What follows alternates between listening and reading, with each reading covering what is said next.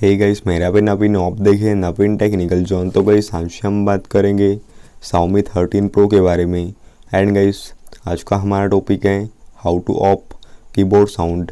तो गाइस अगर आप अपने फ़ोन में कीबोर्ड साउंड को ऑफ करना चाहते, बंद करना चाहते, तो गाइस वीडियो को लास्ट तक देखिए एंड समझिए।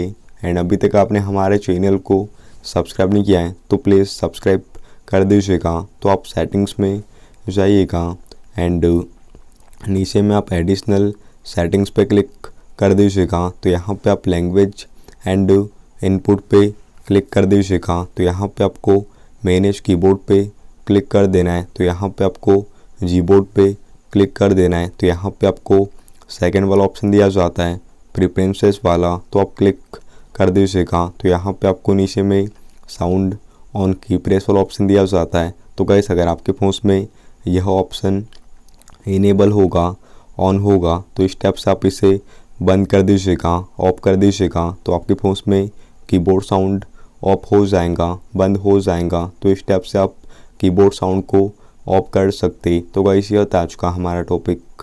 उम्मीद है आपको वीडियो पसंद होगी। आज के लिए बस इतना ही। Thank you.